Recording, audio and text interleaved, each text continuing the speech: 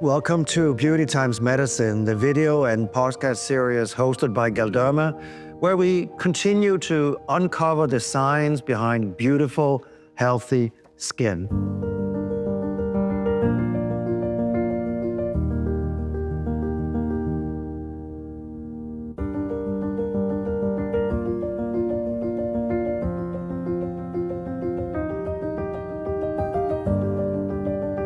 Joining us today is Alice Hart-Davis, an award-winning journalist and author from the United Kingdom, who is truly influential in the beauty and aesthetics field and known for identifying current and future trends. She's a regular contributor to top-tier publications, and she's also the founder of the Tweakments Guide and has published 2 books on the topic. Alice, welcome. So great to have you on the show. Fantastic to be here. You're known as a trusted expert and Tweakments, new word we have to learn. You've written for Vogue, The Telegraph, now it's The Times, The Daily Mail, and Woman and Home. So tell me a little bit about Tweakments. Well, it's an easier word for non-surgical cosmetic procedures, which is a bit of a mouthful as a phrase. I worry that using a word like Tweakments makes them seem a little too much like a beauty procedure, like something insignificant, when these are cosmetic medical procedures. But it's an easy phrase that people can understand what I mean by them. And I mean the whole raft of non-surgical procedures, from injectables through energy devices to lasers, peels, all of that. How did you get into this field? Was this, because there's many ways you can go as a journalist, I'm sure, but to go in, to be interested in aesthetics, how did that happen? It was a long time ago. It was about 1998. I was writing for a London-based paper about health, really. And one day the boss came over and said, you know, there's all these doctors who are doing stuff to people's faces with needles and things. And I said, no. Oh, wow. She said, well, get out there, find out. So I did. And I found there were dermatologists in hospitals using lasers for skin rejuvenation. There were doctors injecting toxins.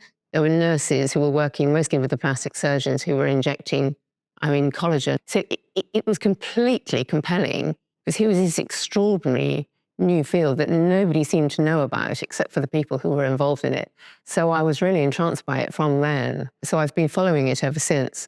And of course, I was about the right age to be really curious around these kind of procedures that were clearly improving the way we look. How did you get the sources? You talk to people, you went to conferences, or how did you? Well, back then, I literally would just get names from people who knew and would go and see the doctors in their clinics in Harley Street or in Kensington High Street or in the private hospitals. And they were very generous and with their time, and they would talk to me. And they would say, you ought to know about the work that so-and-so is doing. So it's thanks to all the early pioneers in that area who took the time to educate me that I've gradually learned and built on that. Well, I clearly understand now why my colleagues at Galderma have been working with you on Next about trends. So how do you spot a trend, so to speak? You see something coming up, and at first you think that's unusual. And then you see it happening again. And then you have to query it a bit more closely, and you think this is actually quite widespread. Now it's very easy to message friends in Sydney or California and say, hey, we're seeing this, are you seeing this too? I have the impression that in injectable aesthetics, from time to time, there's kind of stories emerging. Is that because people don't understand, or they judge things that they haven't tried out, or what's your sense about that? There has always been a stigma around cosmetic work, particularly with injectables. I think it's when needles come into the equation that people judge each other more harshly for trying things, because looking back at the number of celebrities who will speak out about cosmetic work they've had done, it's very few. They will talk about treating their pigmentation with laser, but they absolutely won't mention anything to do with needles. So some stigma or people don't want to talk about it. Yeah, I think it's because people have seen an awful lot of bad work over the years, and that scares them, that puts them off.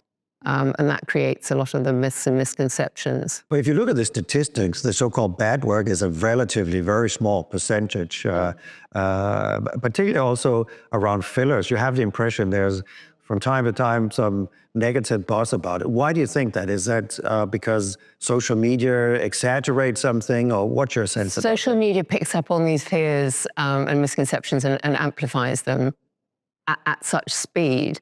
I spend my whole time trying to tell people that there is a lot of excellence in aesthetics, and they just have to find the right practitioners who are well-trained, who are using great products, who have the experience and the skill, because then they will get great results. But I think you also have been pretty transparent about treatments you've received yourself. Yeah, what do people say about that? Or is that courageous or outrageous or? I have always written about the treatments I've had. It took me a few years to start because I was scared too, but then gradually the doctors persuaded me to try a bit of this, a bit of that. And I wrote about it in the papers and have always written since then. And now on social media, I show all the procedures I'm trying, what it's like to have them done, what the results are like.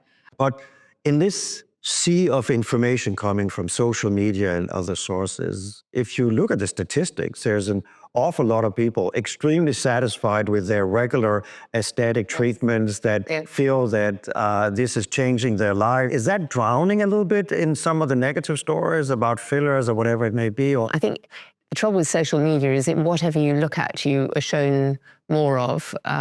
But if you're looking at the good work, and a lot of people are fascinated by, for example, the excellent work that a lot of surgeons are doing, and those kind of beautiful before and after pictures. From my own perspective, we do a survey every couple of years with the Tweakments Guide among our closest bunch of followers to ask what they're doing in the way of procedures, what they're planning for the next year.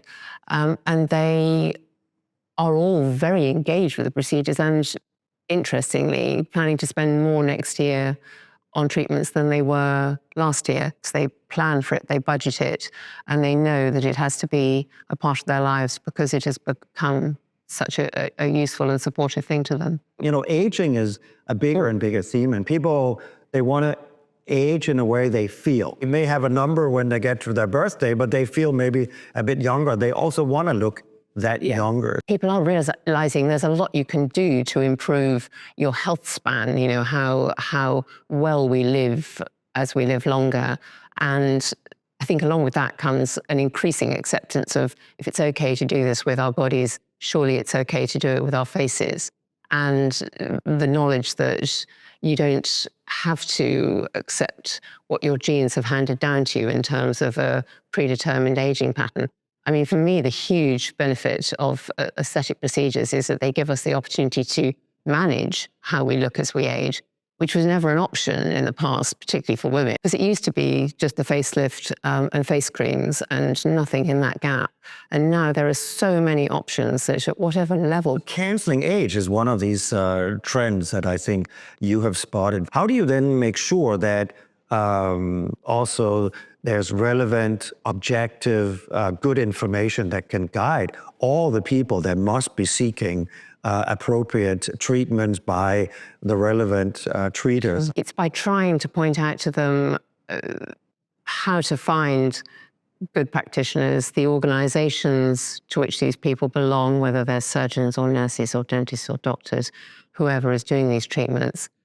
It's by making sure they know and understand the questions they need to ask of the provider before treatments, because wellness in aesthetics is now becoming a huge thing. But I insist on saying again and again, it's like saying you must wear sunscreen, saying you must do your research, you must find somebody good, because if you go to the wrong people, it can become very expensive, both financially, finding a good practitioner to correct the problems, and emotionally, because you've had to live with the mess that this other person has made of your face. Where do you think someone that is thinking about getting a treatment, where do they get the information from? Always asking friends and acquaintances who could steer them in the right direction. That is always a good place to start.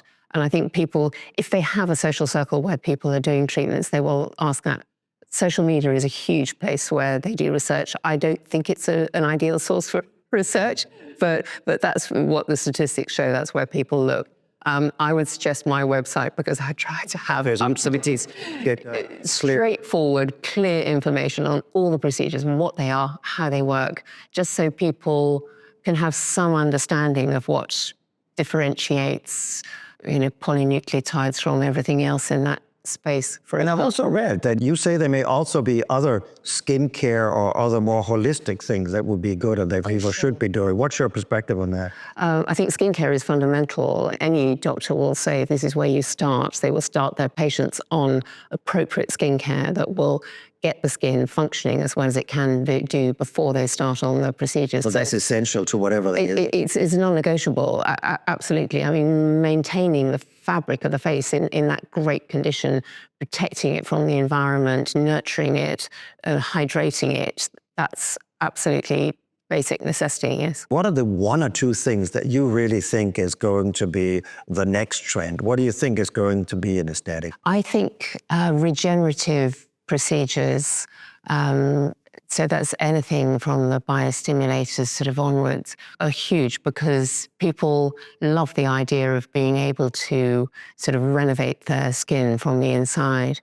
And wellness in aesthetics, as I mentioned, is something that we're seeing a lot of this wellness in aesthetics trend in the UK. So it's taking aesthetic devices for women's intimate health or for eye health. I'm trying a treatment at the moment that's for dry eye. It uses aesthetic devices, radiofrequency, IPL.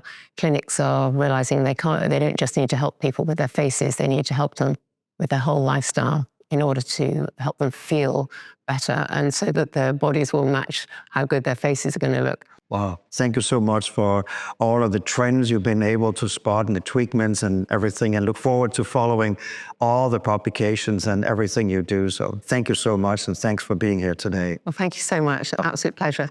Thank you for joining us today. Stay with us for more expert insights and in-depth conversations in dermatology and aesthetics. Don't forget, please don't forget to follow us on social media and now also on Spotify for updates and new episodes.